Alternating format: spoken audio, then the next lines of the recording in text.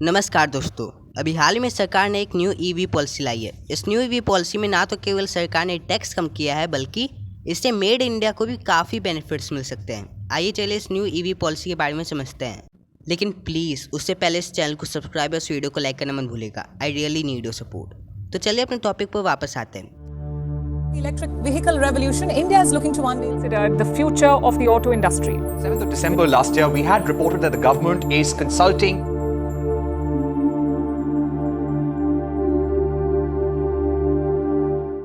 वैसे तो गवर्नमेंट बहुत से स्टेप्स लेकर आती है मेड इन इंडिया के लिए, ईवी मैन्युफैक्चरिंग के लिए, लेकिन इस न्यू ईवी पॉलिसी में कुछ खास है।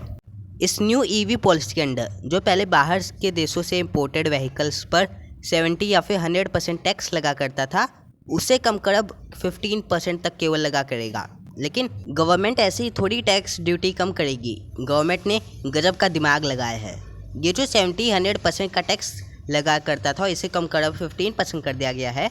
ये केवल उन्हीं कंपनीज़ के लिए एप्लीकेबल होगा जो कि भारत में 3 साल तक $500 मिलियन या उससे ज़्यादा का इन्वेस्टमेंट करती हैं और भारत में अपनी एक फैक्ट्री सेटअप करती हैं। एंड इसके आगे बहुत सी चीज़ें हैं। जब किसी कंपनी की फैक्ट्री सेटअप हो जाती है भारत में, उसके 3 साल के अंदर तक फैक्ट्री में 25 और 5 साल तक 50% लोकली मेड कंपोनेंट्स होने चाहिए।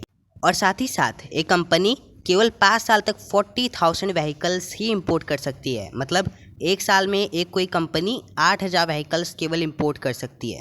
और ये नई वी पॉलिसी इंडिया में इन्वेस्टमेंट लाने के लिए कारगर साबित हो सकती है।